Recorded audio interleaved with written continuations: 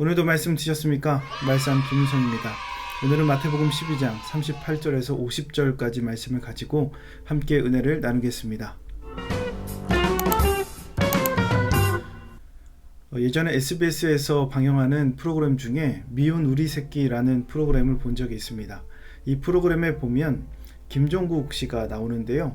우리가 김종국 씨 하면 운동으로 탄탄하게 다져진 그 몸을 금방 생각을 합니다. 그만큼 운동을 정말 좋아하는 대표적인 연예인인데요.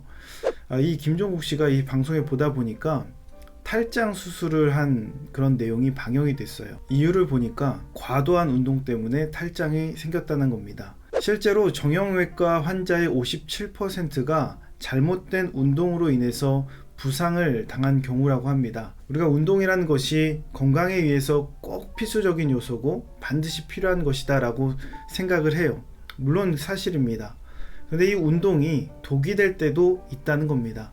운동을 잘못하면 혹은 다른 방법으로 하면 혹은 과하게 하면 좋은 것임에도 불구하고 우리 몸에 독이 될 수 있다는 겁니다. 오늘 본문 말씀을 보니까 표적을 구하는 바리새인과 서기관들에게 요나의 표적에 대해서 예수님께서 말씀하신 이후에 이어지는 내용이 더러운 귀신에 관한 이야기가 등장을 합니다. 이 더러운 귀신이 어떤 사람에게서 나왔어요? 이 사람에게서 어떻게 귀신이 나왔는지는 예수님께서 설명하고 있진 않지만 귀신보다 더 강력한 힘, 성령의 능력이 아니고서야 귀신을 쫓을 수 없다는 것을 우리가 전 구절을 통해서 이미 살펴봤습니다. 바리새인들이 그 힘을 보고 바알세불이다, 귀신의 힘을 빌렸다라고 비난을 하기도 했죠.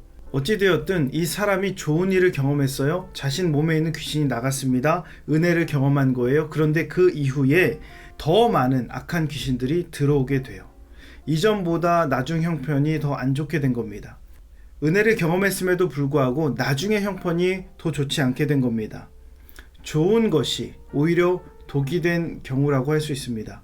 왜 그런가? 오늘 말씀의 내용을 보니까 귀신이 나가고 텅 빈 집, 깨끗해진 집에 귀신이 다시 들어오는데 너무 좋으니까 다른 귀신까지 포함해서 들어온 거예요. 44절에서 45절 말씀입니다. 이에 이르되 내가 나은 내 집으로 돌아가리라 하고 와보니 그 집이 비고 청소되고 수리되었거늘 이에 가서 저보다 더 악한 귀신 7을 데리고 들어가서 거하니 그 사람의 나중 형편이 전보다 더욱 심하게 되느니라. 이 악한 세대가 또한 이렇게 되리라. 집이 비어있는 거예요. 깨끗해진 거예요. 만약 이 집에 주인이 살고 있었다면 어떻게 되었을까요? 아마 상황은 반대가 되었을 겁니다. 여전히 이 사람은 이 집에서 그 주인과 함께 삶을 누리며 살아갔을 거예요. 좋은 것이 여전히 그의 삶 속에 머물러 있었을 겁니다. 그러기에 우리가 기억해야 될 것은 일회적인 은혜로 만족하지 말라는 겁니다. 한 번 귀신이 나갔다고 해서, 한 번 은혜를 경험했다고 해서 그것으로 끝이 아니라는 거예요. 주인을 모시지 않으면 또 돌아옵니다. 더 심해집니다. 오늘 바리새인들과 서기관들은 요나의 표적을 구합니다. 요나의 표적은 영원한 표적이 되지 못합니다. 그들이 구한 것은 일회적인 은혜를 구했어요. 일회성의 기적을 구한 겁니다. 이런 삶은 결국에 좋은 것을 도구로 만들어버려요. 니느웨가 요나의 선포를 듣고 난 이후에 회개했던 것처럼 요나보다 더 크니 예수님의 사역을 보고 회개할 뿐만 아니라 예수님을 그 주인으로 섬겨야 되고 모셔야 된다는 거예요.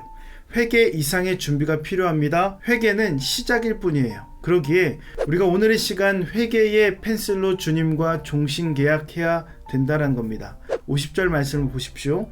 누구든지 하늘에 계신 내 아버지의 뜻대로 하는 자가 내 형제요 자매요 어머니이니라 하시더라. 예수님은 아버지의 뜻대로 하는 자가 형제요 자매라고 합니다. 가족입니다. 가족은 같이 사는 거예요. 같은 집에서. 예수님과 종신계약하는 사람들은 다른 것이 아니에요.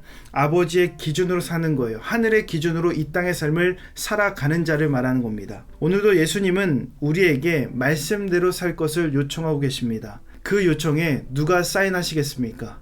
이 영원한 계약이 좋은 것을 계속해서 머물게 만들어요. 오늘 우리의 삶 속에 한번 일회성으로 반짝 좋은 것을 경험하고 이후에 좋은 것이 도구로 변하는 인생이 아니라 주님과 종신 계약을 통해서 좋은 것이 여전히 우리의 삶 속에 머물 수 있도록 결단하고 또 그렇게 소망하는 삶을 살아가십시오. 그렇게 언제나 좋은 것이 머무는 그런 믿음의 삶이 되시기를 주님의 이름으로 축원합니다. 몇 가지 묵상 질문을 알려드립니다. 경건의 시간 이후에도 나의 삶의 주인은 여전히 예수님인가?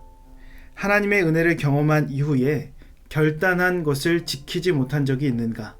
하늘의 기준으로 볼 때 오늘 내 삶 속에 가장 부족한 것이 무엇인가? 이 질문을 던져보시면서 오늘도 구체적인 삶의 실천 계획까지 세워보시기를 바랍니다. 오늘 말씀의 내용이 도움이 되셨다면 좋아요와 구독 꼭 눌러주시고 이 말씀이 여러분의 삶이 되시기를 예수님의 이름으로 축복합니다.